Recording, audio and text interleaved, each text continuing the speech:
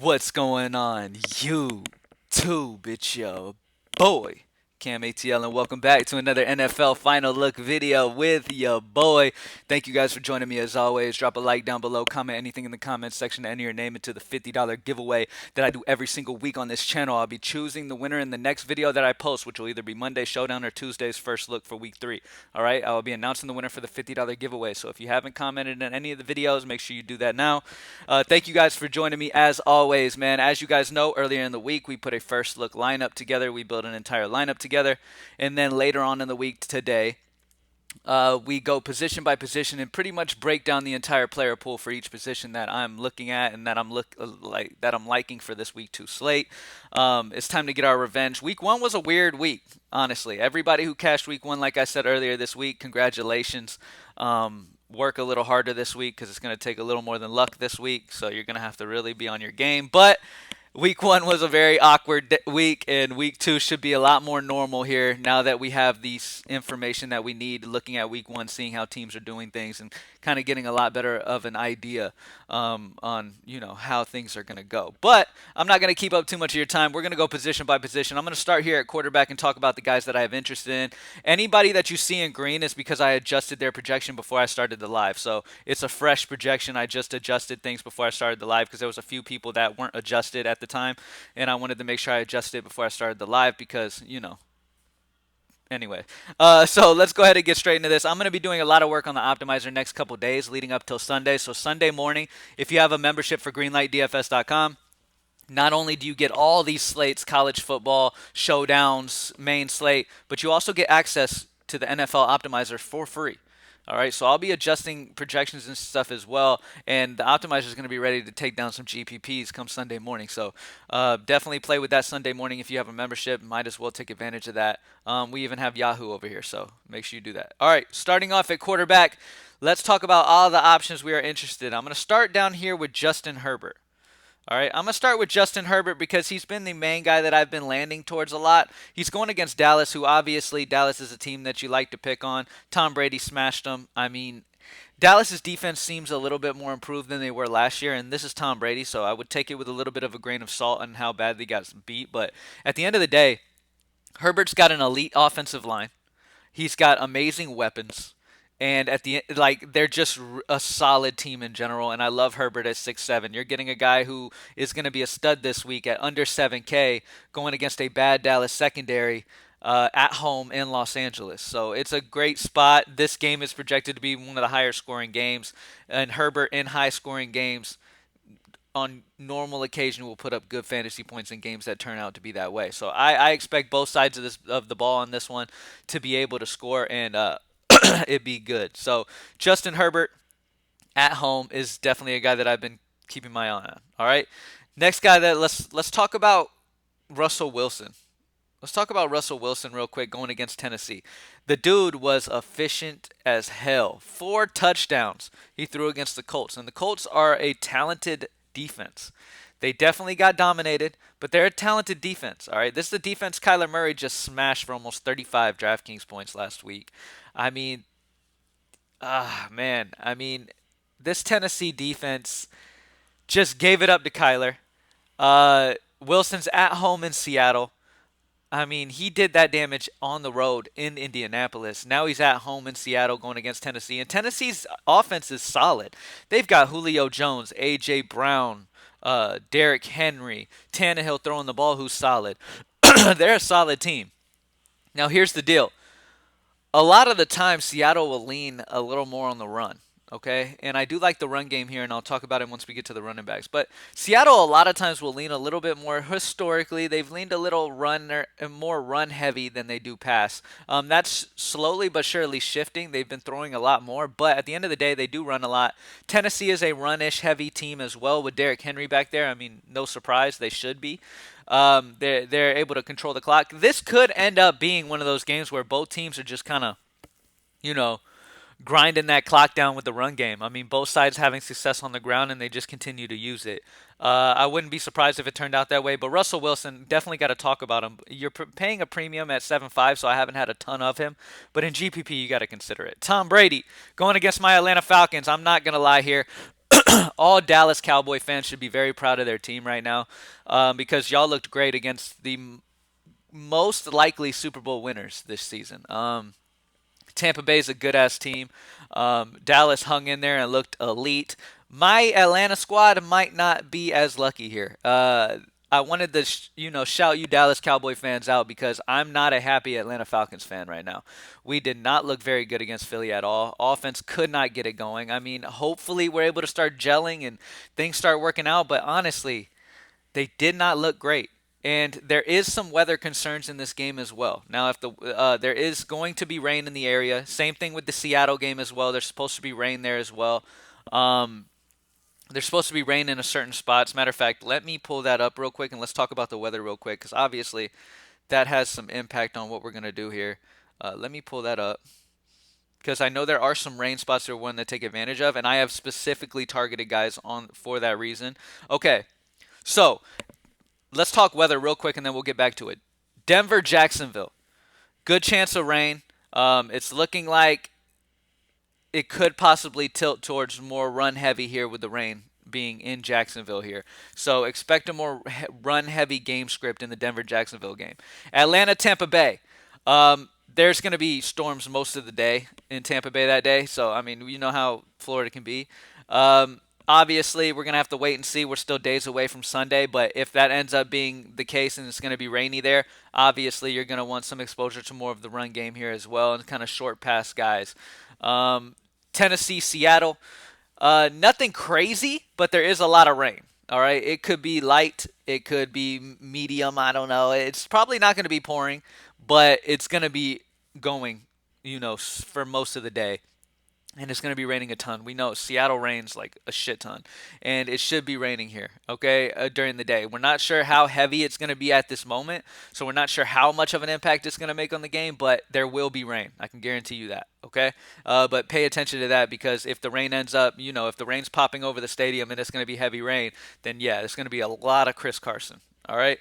And then a lot of Derrick Henry. So we'll talk about that. All right, so let's get off Tom Brady with the weather issues. I'm a little bit hesitant there. Keep an eye on the weather, though. If the weather's fine, Tom Brady obviously is serviceable. Under 7K against Atlanta.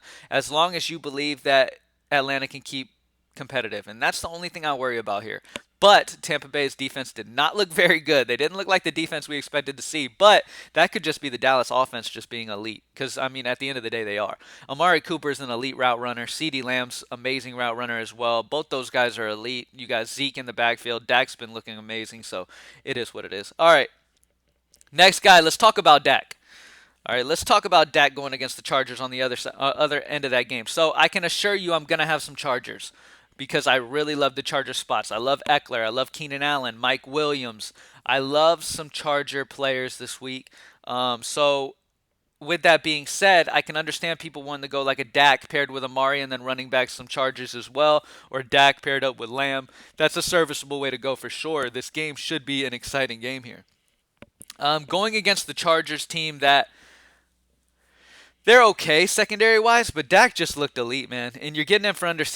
At the end of the day, he's plain and simple. He's an elite quarterback, under 7K, going against the Chargers in a game that should be competitive and a shootout. He's obviously in play under 7K. All right. Jalen Hurts looked amazing versus my Falcons, going against San Francisco here in this one. It's a solid matchup. Jared Goff just teed off on them for almost 33 for the Lions. Think about that.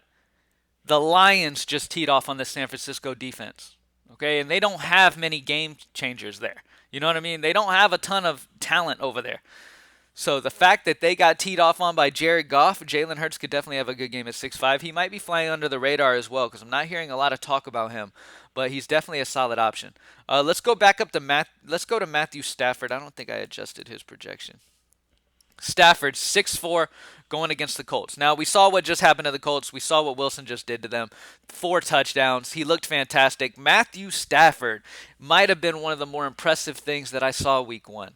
He looked amazing. Okay, plain and simple. He looked amazing against what should be an okay Chicago defense. He looked great. Matter of fact, as well, let's talk about that Rams Stadium. That Rams Stadium is beautiful. My God. Like, if I was a Rams fan, I would. If I lived in LA, I might go to every fucking game every weekend because that thing is beautiful. I would love to be in there. But Matthew Stafford going against the Colts here. It's in a dome. That's obviously a plus there. Always love quarterbacks in domes. Y'all know how I feel about that. Matthew Stafford looked amazing, and I also love some of his pass catchers as well. So I can completely understand a Matthew Stafford play paired up with Cooper Kupp, who I love this week, who I'll talk about him, or maybe a Higbee, or Kupp and Higbee, or Kupp and Woods. There's plenty of ways to pair up Stafford and GPPs that I really, really like this week. All right, and obviously the Colts couldn't stop receivers to save their life week one. All right. Who else? Who else have I not talked about? Let's talk about Kyler Murray, man, because damn, he looked amazing. He's my top projected quarterback on the slate right now. He's going against the Vikings. He looked amazing against Tennessee this last week. I mean, he looked so good. He's at home in Arizona. I mean, you have to consider him if you have the type of money for 8-2. All right, you're gonna have to pay a premium for him. I believe he's the most expensive. Let me see if is he the most expensive quarter? Yes, he's the most expensive quarterback by about 700. All right, so you're paying up for him, but the damage he can do on his feet and that rushing floor that he can give you, as well as what he's been doing in the air. I mean, DeAndre Hopkins, solid weapon. Christian Kirk, solid weapon. AJ Green, I actually think is going to have a solid week 2 here against Minnesota. He's got a solid individual matchup. I mean, it's just a solid spot for Kyler Murray here, and I mean, you have to consider him due to what he just fucking did. You know what I mean? He's just an absolute beast, and he has to be considered 100%. So Kyler Murray's fantastic. Now, let's go ahead and switch over to running back real quick. Okay, so I have it project by projection, right? Yes. Okay, let me take Stafford out of here. All right, we talked about our core of quarterbacks pretty much. Everybody we're interested in. Let's talk running back. Let's start off with the top projected guy that I have here. That doesn't necessarily mean anything, though, y'all. Yes, I do have him projected the highest, but he's also 9.9. So when it comes to value-wise, he's actually not even near the top at point per dollar plays that I have this week, okay? Now, Christian McCaffrey's going against what looked like an absolutely elite New Orleans defense, okay? They absolutely dominated Green Bay, made Green Bay look horrible, and it's just one of those situations where, man, I mean, I have to kind of play this safer here. I know Christian McCaffrey is a huge part of this offense, but what I saw week 1 from New Orleans, it makes me definitely hesitate on Christian McCaffrey for sure, and especially almost paying 10K. I just don't see it happening on my end. I don't expect to pay damn near 10K against this stout-ass New Orleans defense. Now, I'm not even going to get too much more into it. If you want to play McCaffrey, I'm not going to sit here and say you're dumb because he's always in play. He's so much usage in that offense that he's always in play, and that's completely fine, okay? But at the same time, man, 9.9, it's hard to wrap my head around that, man. It really is. Derrick Henry. I talked about the weather possibly being pretty bad Tennessee in Seattle. If the rain does end up turning this game script to run heavy, Derrick Henry and Chris Carson, who I love regardless at 6-1, are going to be top area of my list when it comes to running backs today. On Sunday. Chris Carson is, like I said, in a runner-heavy offense. I understand week 1 they threw a shit ton. But Chris Carson's in an offense where they predominantly like to run the ball heavily. He's in a solid position here. He's going to touch the ball. He's going to get about 20 carries here against Tennessee. Chase Edmonds looked solid against them. Chase Edmonds almost got 15 against them. Chris Carson is in a great spot here. At home in Seattle with a little bit of rain here. So, yeah, I love him at 6-1. He's one of my higher point per dollar values. He might be the highest. Let me sort. Chris Carson and Naji Harris are at the top of my list, and for good reason. Chris Carson's only 6-1 in a great spot against Tennessee. Absolutely love this spot. This could be a grinded-out game right here by Seattle, and really love him, especially if that rain ends up being, strong enough to lean that game plan pretty heavily towards run. Naji Harris got so much action week 1. He didn't turn it into anything against that solid Buffalo defense, but he got so much usage, okay? And this is a Las Vegas team that gave it up on the ground week 1, okay? They gave it up. Tyson Williams got almost 19 for Baltimore, okay? Almost 19 for Baltimore, and it's like his first start ever. All right, so Tyson Williams looked great. So Najee Harris in a situation where he's going to get a ton of involvement. He was on the field for damn near every snap. Najee Harris is a fantastic play for the amount of usage he gets in this offense and amount of time he's going to be on the field at only 6'3". So I love Najee Harris. Definitely want to talk about him. Chase Edmonds going against Minnesota. Now, Chase Edmonds had a decent amount of carries. He got 12 carries, 63 yards. He was extremely efficient on the ground against this Tennessee defense. He was gashing them, okay? And he's not normally a guy who's known for between the tackles running, but he was gashing them. 4 targets in the pass game, 4 catches, 43 receiving yards. That's got to give Kyler some confidence in Chase Edmonds here, and expect him to definitely pay a good bit of attention to Chase Edmonds here this week. I really like the position for him. I'm going to check the snap count as we're live right now and see how the snap count looked for Arizona real quick. Let me pull that up.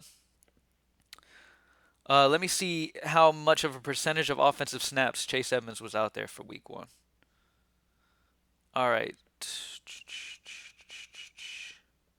1 second. I'm doing this all live, as y'all see. All right, so Chase Edmonds played 58% of offensive snaps. So him and James Conner pretty much split offensive snaps. Chase Edmonds got 58 of offensive snaps. James Conner got 49. That is something that's concerning here. But Chase Edmonds in GPPs on DraftKings, where it's full point PPR, under 5K is definitely a playable option. I could see him getting in the end zone. So he's a decent option. I don't love that offensive snap rate. Because like I said, if we switch it over and we talk about Pittsburgh's snap rate, we talk about Najee Harris and why we love Najee Harris so much this week, I mean, this is why. Najee Harris played 100% of offensive snaps week 1. 100.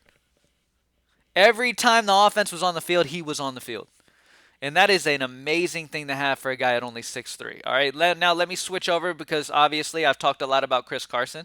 Let's talk about Chris Carson. See the offensive snaps he played. Chris Carson played 78% of offensive snaps, which isn't nearly as good as Najee, but it's amazing still. It is still a solid amount of offensive snaps. And like I said, with the rain and stuff too, and the fact that the run game was gashing Tennessee last week, I think Chris Carson could end up being solid here. But yeah, Najee Harris and Chris Carson, my favorite point per dollar.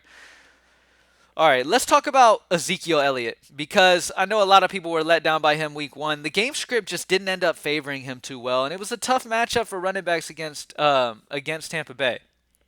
Now, Elliott played 83% of the snaps.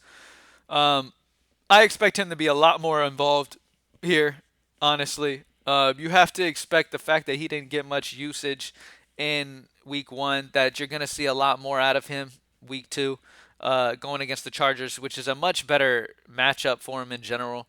It's a solid spot for Zeke, and I could see Zeke popping out. And at 6'2", he is a guy who is absolutely elite on an elite offense. Now, the only thing I don't love is that there's so many dangerous weapons that Dallas has.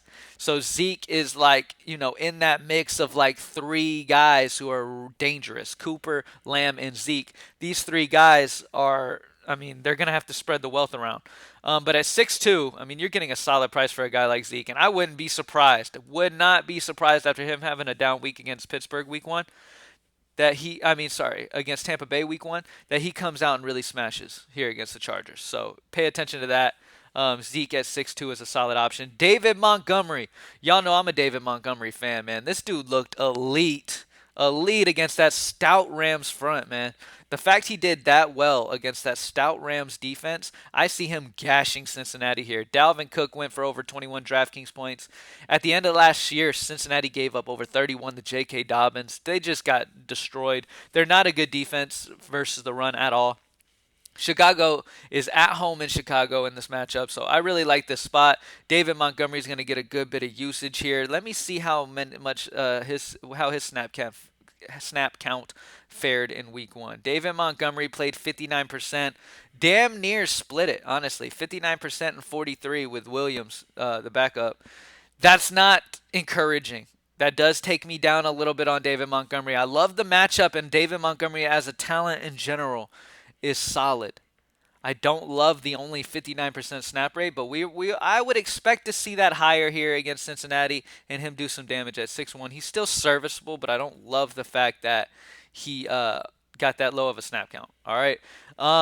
Let's talk about Mike Davis. Mike Davis is a guy that can get involved in the pass, involved in the run. Obviously, we saw how Tampa Bay did against Zeke, so I'm not going to have a ton of exposure to Mike Davis, but he's a guy in GPPs that you could play because Tampa Bay should fall down in this matchup, and there be a good bit of passing game here, a good bit of Pitts, Ridley, and Mike Davis. Mike Davis played 75% of offensive snaps, so not horrible, not amazing, not Najee Harris 100%, but not too bad. So he's solid, and that's about it. When it comes to the core guys I'm loving, Chris Carson, Najee Harris, 100% of the offensive snaps, getting a ton of exposure and usage in this offense at only 63. I have a lot of love for Najee this week. I think he's going to pop out after just a kind of mediocre week one. So expect a lot out of Najee this week. I really do love him a lot, and I've pretty much talked about everybody else. Let's move on to wide receiver. All right, so I talked briefly about my love for Stafford paired with Kupp. I do like Cooper Kupp a lot at 6K here. This Rams offense looked great. They looked, like I said, big fan of that Rams offense with Stafford being there now. I mean, they looked fantastic. I have a lot of love for that Rams offense this week. Going against the Colts, who obviously had holes in that secondary, struggled mightily. Now, the main reason why I lean Cooper Kupp here as my favorite target on this Rams offense, Cooper Kupp at 6K played 94% of offensive snaps, compared to the second highest receiver on this team, Robert Woods, 77. There is a big gap between Cooper Kupp and Robert Woods even on this offensive snap rate. Cooper Kupp played damn near Najee Harris rate on this offense, okay? And in a matchup against this bad Colts secondary that gave it up to Seattle like that, expect big things out of Cooper Kupp this week. Love his usage in this offense. He got targeted a good bit, targeted 10 times, was very efficient. Stafford and him were hooking up like crazy. And at 94% of snaps, I love him at 6K. So wanted to mention him. He is a fantastic option this week. Let's talk about these Dallas receivers real quick because the Dallas receivers looked fantastic. Now let's look at how their snap rates looked. So at the very top, you have Amari Cooper played 88% of offensive snaps. And then next up, CeeDee Lamb at 73. And then Michael Gallup, who is now hurt and is going to miss some time, played 60%. That is 60% of offensive snaps that's going to have to be distributed somewhere. So expect that CeeDee Lamb and Amari Cooper offensive snap to go up slightly. Expect Cedric Wilson had a 40% offensive snap rate. Expect that to be up around that 60% range like Gallup got last week, and that makes Wilson serviceable at 3-1. Okay? Did not adjust his projection yet, but I will mess with that. Cedric Wilson, like I said though, there's nothing's guaranteed. Even with him getting a much higher bump in offensive snap rate, there's nothing guaranteed here because you still have Amari Cooper, CeeDee Lamb, Ezekiel Elliott, guys who are going to need the ball in this offense that puts Cedric Wilson kind of behind the radar. But at the end of the day, that is another thing. He is going to be behind the radar. There's no way the Chargers are sitting in their game planning right now like, all right, guys, screw Amari Cooper, CeeDee Lamb, and Zeke. They don't matter. Let's hone in on Cedric Wilson because this guy really scares me. No, that shit's not happening. They probably don't even know who the hell Cedric Wilson is. Okay? Cedric Wilson is sneaky, and I just want to mention his name for GPPs at only 3-1. All right? If you need a punt play, you could do worse than him with Gallup being out. And Cedric, like I said, should see that 60% offensive snap rate, maybe a little more even. All right, let's talk about the studs. Let's talk about Stefan Diggs. Now, there's one thing that really sticks out to me about Stefan that I really love, okay? I loved Stefan week one, loved Josh Allen. Here's the thing. All right, let me pull this up real quick. All right, so Stefan Diggs had 4 red zone targets week one. 4 red zone targets for Stefan Diggs week one. Absolutely amazing. Him, Keenan Allen, and Godwin had 4 red zone targets this week. With that being said, love Stefan Diggs, and I love Keenan Allen this week. All right, where is Keenan at? Where do I have Keenan? Did I not adjust his projection yet? Oh, wow. No. Fuck no. Let me see what I have his projection at real quick. Hold on. Because that projection needs to be updated as we speak right now. Not going to play around with that. All right, Keenan Allen's one of my higher projected receivers of the slate. I have to adjust that. I have some more adjusting to do with the optimizer as we go. Like I said, it'll be ready fully Sunday morning. All the projections will be up to date and ready to go. Keenan Allen, I have over 19. I got him at 19.24 in my personal projections here, going against Dallas. I mean, so which puts him in fantastic position here, and I love him. All right, I love Keenan Allen here, y'all. All right, going against Dallas, we already know it's a fantastic position. Keenan Allen running out of the slot. I don't need to explain this much. I really, really love Keenan Allen, especially if you end up going with Herbert at quarterback paired up with Keenan Allen, and then you run back some of those elite Dallas options on the other end. All right, let's look at the snap rate. While we're talking about the Chargers, let's look at the snap rate real quick for Eckler, for Keenan Allen. All right, so when it comes to the wide receivers for the Chargers week 1, Keenan Allen played 83% of offensive snaps. Jalen Guyton was a good little surprise. 65% of offensive snaps for Jalen Guyton. Mike Williams, 75. Keenan Allen, 83. So Keenan Allen was on the field a good bit. Solid option. We all know he is a highly targeted guy. He's going to see 10-plus targets here. Every single week he sees it, and it was amazing to see him get 4 red zone targets last week. He was up there with the red zone targets this week. Like I said, the most on the entire slate last week. Stefan Diggs and a few others got 4 targets, but that was it. There was 4 total players that got 4 targets week 1, and that was the most week 1. Keenan Allen and Stefan Diggs were both a part of that. So Stefan Diggs and Keenan, I really love week 2 as well. They're obviously getting targeted. Let's look at running backs because a lot of people had question marks on Eckler going into it. I believe he had a questionable tag as well. Austin Eckler ended up only playing 58% of offensive snaps, which isn't very exciting, but he's got a high usage rate here. I mean, he's a dude who can really do damage between the tackles. He can, and with that being said, hold on. With that being said, Austin Eckler isn't normally a guy you see, really pushing it in the red zone. But Austin Eckler had 7 red zone rushing attempts. 7 red zone rushing attempts week 1. You know who the only person who had more red zone rushing attempts than him was? Mark Ingram, which would be expected. Mark Ingram had 8 red zone rushing attempts. Austin Eckler had 7. Second highest on the entire slate. And with the damage he can do through the air, Eckler's a solid option. I don't love that 58% rate, offensive snap rate, but that'll work up. And as always, too, week 1, guys, some guys will take it a little easy. You don't want to take it too serious week 1. You want to kind of play it a little easier because a lot of these guys didn't get a ton of run in preseason. So week 1 is kind of a take it easy with some of these guys and then ramp them up. And as we know, Eckler was dealing with, I believe, like a stomach bug or something. I can't remember 100%, but he was dealing with something. So expect that snap count to go up. Let's go back to talking receivers. DeAndre Hopkins looked fantastic at 8K. We got to get through this. We've been going for 27 minutes now, y'all. DeAndre Hopkins looked fantastic.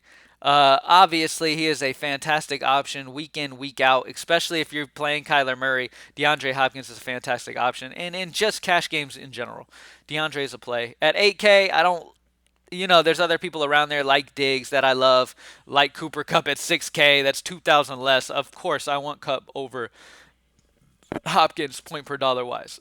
Chris Godwin pops as a point per dollar play for me pretty well at 6'6". He was elite. He was up there. He got 4 red zone targets as well, I believe. He was up there. He was one of those 4 guys, wasn't he? Yeah, Chris Godwin was one of those 4 guys.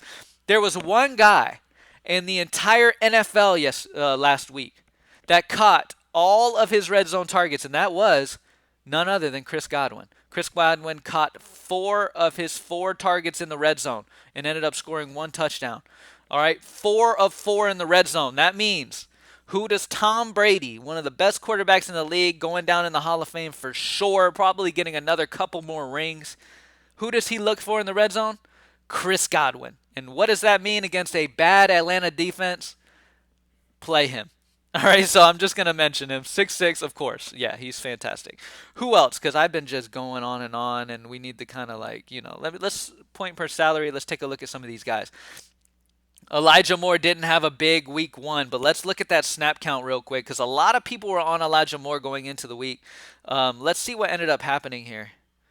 Let's look at his snap count real quick. All right. Elijah Moore, week 1, ended up playing 86% of offensive snaps. So don't give up faith on Elijah Moore. All right. Corey Davis, 89%, who also is a fantastic option this week, by the way. I like Corey Davis. He had a good bit of red zone targets as well. Speaking of red zone targets, this dude was targeted heavily in the red zone. At 5'3", he is a decent option against New England. But yeah, Elijah Moore, don't give up faith in him. I know he let a lot of people down week 1, but at 3.5, he didn't go up a ton in price, and he played 86% of offensive snaps. And like I said, sometimes that 86% could turn over 90% week 2 now that they've got their legs under them and we're able to get some plays in. So expect that to get up a little bit. But yeah, Elijah Moore played 86%, so that's a nice thing to see. Let's check Michael Pittman. Michael Pittman was a guy I was big into last week. Let's see what ended up really happening to him. All right. Michael Pittman played 97% of offensive snaps. 97%. Pascal played 91% of offensive snaps at 4-4. 91% for Pascal. He is in play. Michael Pittman, 97%. This Rams front is solid. This Rams defense is solid. Do not get me wrong. But the Rams will be up in this game. There is almost a 100% satisfaction in that prediction. The Rams should get up here in this game. It is in a dome. Expect a lot of targets to go to Michael Pittman and Pascal. These guys are on the field a shit ton. I love seeing that. Pascal 91%, Pittman 97%. So those guys really stick out to me as well. Who else do I want to check on? Let's check this New Orleans situation because there was a lot of value on that New Orleans offense this in week 1. Let's see who really shined here offensive snap-wise. So we were right mainly on the main guy being Marquez Callaway. Callaway played 84%. There was a big discrepancy between the snaps that Marquez played and second highest. Harris only played 44% of offensive snaps. Callaway is the guy offensive snap wise. He is the guy that gets on the field the most here. And with how good Winston looked, Winston was impressive. I talked about Stafford. You got to talk about Winston too. He was impressive. I like seeing that, man, because this dude has gone through the NFL being known as the interception king. He's a guy who has the talent, but he hasn't really put it together and really shined heavily yet. And this might be a position where he does. I mean, the damage that he did through the air with the targets that he had, Callaway, Harris, Montgomery, Humphrey, and Hogan. Like, you got to give that dude major props, man. And Marquez Callaway is still in play for me at 4-2. I know he didn't have a big week 1, but Callaway playing 84% of snaps. That should go up a little bit as well. I like Callaway a lot. Obviously, as you can see, Harris played 44%, Montgomery 26%, Humphrey 29%, Hogan 23%. They were trying to play it out and see who they wanted to really get involved here because there's they got to figure it out somewhere with Michael Thomas being out. So expect snap counts to kind of change a little bit here. Harris probably see a little more, and then Montgomery, Humphrey, and Hogan, one of those three see a good bit more. It looks like Humphrey beat them out when it comes to the third receiver, so it's probably going to be Callaway, Harris, Humphrey in that order on that New Orleans receiving place. Campbell didn't see a ton of snaps, so I don't care too much about him. Let's look at Cincinnati real quick because there are some Cincinnati targets that I'm interested in this week. Let's check Cincinnati out. All right, so over in Cincinnati, the bright spot about the rookie Ja'Marr Chase, and the reason being why I like him this week. Ja'Marr Chase, I have him projected over 14 at 5K. Solid value this week against Chicago. Played 90% of offensive snaps. That is great to see. Obviously, his old teammate and Joe Burrow loves throwing him the ball. 5K with that connection they already have. That's a big deal in the NFL, man. If you get a quarterback and a receiver that are familiar with each other and bring them to the next level, that makes these guys feel way more comfortable. So you got to expect Ja'Marr Chase feels very comfortable in the NFL to start it out with his guy, Joe Burrow, being the quarterback there. Same kind of situation with Devontae Smith. You got to expect that Devontae Smith feels pretty comfortable having his, college teammate Hurts throwing in the ball. But yeah, Chase, 90% of offensive snaps. That was awesome to see, and he is definitely in play for this offense here. Anybody else that really sticks out in this? Oh, let's talk Cole Beasley. Cole Beasley is a guy I have a lot of exposure to, and then we're going to switch over to tight end because I've been going and going and going. Cole Beasley, is a solid option here. Let's talk about this Buffalo offense because it is impressive. 3 receivers in this Buffalo offense played over 90% of offensive snaps. Stefan Diggs, 93. Emmanuel Sanders is a solid option. Only 4K, 93% of offensive snaps at 4K. All right. Cole Beasley, 4.6, played 91% of offensive snaps. So I can see a route of going Josh Allen. Obviously, he didn't do too crazy week 1, but that was a tough matchup against Pittsburgh. Miami's a solid defense, don't get me wrong, but I could see him bouncing back for a big game here, and he has some really well-priced weapons. All right? I mean, Cole Beasley, 4.6, Emmanuel Sanders, 4K. These guys were on the field damn near every single offensive snap. All right, so they're solid options, man, and I absolutely love those guys. Paired up, obviously, Stefan Diggs I love as well at 7.7. So I love Buffalo point per dollar wise this week. They definitely stick out to me. Let's switch over to tight end because we've been going for a long time. Normally I don't do videos this long, but yeah. Okay, so first and foremost, Darren Waller. Can you believe the amount of targets this dude got? I was watching that game. Here's the deal. We ended up cashing, even without Darren Waller. But I purposely faded Darren Waller because I knew his ownership was going to be ridiculous. And I was hoping that they were able to hold him a little bit in check. He ended up going off, but it didn't matter because we went crazy anyways. We had Van Jefferson at captain. I mean, we were going to win regardless with Van Jefferson getting that long touchdown.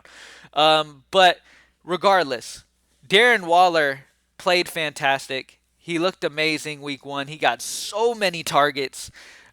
He's just an absolute monster. And if you have the money, you play him week in, week out. He is an elite. He's obviously going to get every target in this offense.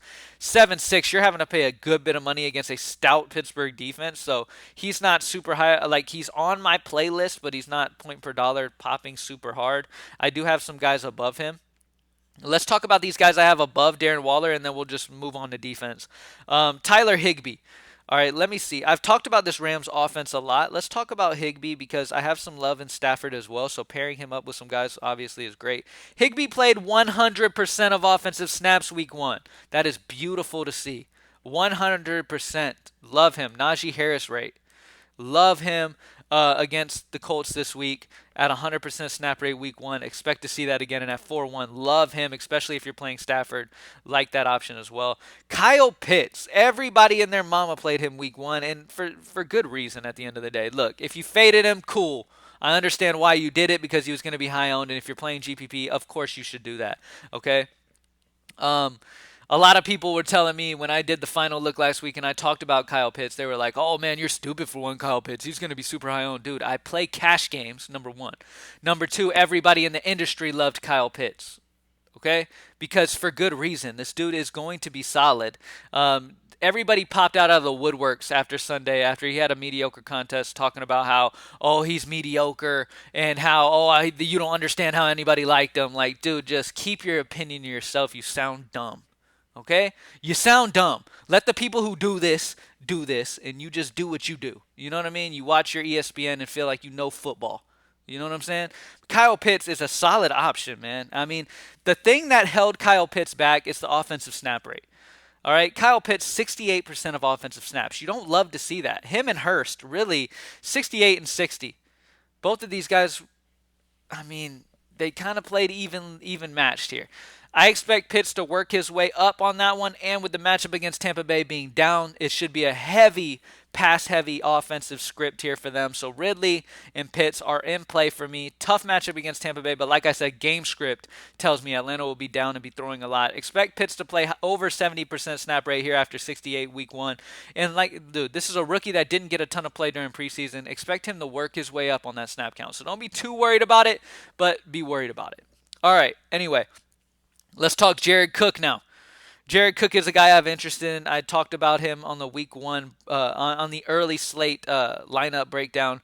Jared Cook played 58%, Parham played 51%. They pretty much split it. I don't love the offensive snap rate there, but it's a solid matchup against Dallas, and if you have Herbert, you can do worse than pairing him up with Jared Cook. Let's talk Troutman. Troutman's solid value at 3K, man. All right, plain and simple. Winston looked solid week 1. Troutman got the most offensive snaps by a good bit. 82% of offensive snap rate for Troutman, and he's only 3K on an offense that looks solid and a good matchup against Carolina. Plain and simple, Trout is in play at 3K. Now let's talk about Noah Fant, because Noah Fant is popping for me point per dollar as well. Let's check out why. Going against Jacksonville, Fant ended up playing 77% of offensive snaps. You know what was a surprise? Akwua Gubaneme. I don't know. I'm not even going to try that again. But that dude played 56% of offensive snaps. Fant played 77. Akwubajale played 56. So that was pretty surprising. But yeah, Fant at 4-2 is solid. I lean towards Troutman. If you're playing Herbert, then Jared Cook is fine. Higbee, Pitts, Cook, Troutman are kind of my core guys. And if you have the money, Darren Waller. I like Gronk, obviously, against Atlanta. I just feel like this game script's going to be Tampa Bay gets up and just runs a lot. Ronald Jones has been announced as being the starter. I don't know how seriously you can take that. I'm not taking that seriously at all. I'm going to have to wait and see on this stuff. I played Ronald Jones in the first showdown, I believe. And, I mean, he just pissed me off. Okay, it just pissed me off, that situation with Ronald Jones. So I don't care if they said they say he's starting, so his snap count should be up. But Jesus, that was bad. So, but I expect a lot of run here against Atlanta, and so that's why Gronk is a little down lower. But I could see him going off once again. Let's talk defense. I'm gonna skim through this pretty quickly, man, because a lot of times I just punt this. All right. I like the Jets defense against the rookie quarterback Mac Jones. He looked okay for week 1, but at the end of the day, you're getting a Jets defense at home in New York against a rookie quarterback. So at 2-2, you got to expect that serviceable. If you're going to spend up for anybody, the Buccaneers against Atlanta is a solid option. Atlanta looked dreadful. The Rams are going to be solid against Carson Wentz, obviously, at 4-5. You can go the Patriots, also going against a rookie quarterback at 3-7. But, yeah, a lot of times I like to punt. So with that being said, I'm probably going to have a lot of Jets. Let's see, point per dollar. I'm probably going to have a lot of Jets. I'm not playing any fucking Vikings. Let me just put his projection at 0. Okay? I'm not playing Vikings defense against Kyler Murray. It's just not going to happen, so there's no reason to even have them projected. But yeah, Jets defense against a rookie New England quarterback is okay. Jaguars defense did not look good at all. But whatever. I just don't care about defense. Just play it how you play it. I mean, if you have the money, spend up, get a little more safety in defense. If not, just punt it. Jets defense solid. Yeah, it's just is what it is. I'm not playing them either. I'm not playing Falcons either. I don't give a shit. All right. Thank you guys for joining me as always, man. Hopefully I was able to break this down good enough for y'all. We were going for 42 minutes. My Jesus. All right. GreenlightDFS.com, join the squad. Let's kill it week 2, man. As you can see, we've really been breaking this slate down. I'm feeling great about it. Feeling really good about week 2, man. Week 1's kind of a feel it out situation. See how teams are planning to play people. And now you kind of get a good idea week 2, and I'm super excited to see how much we smash week 2. It's not a question of if, it's how much we do smash week 2. Love it. Let's stay injury-free this week, y'all. Week 1, we had the most start injury. Let's stay injury-free and let's dominate week 2. Let's get it. I'm out. Peace, y'all.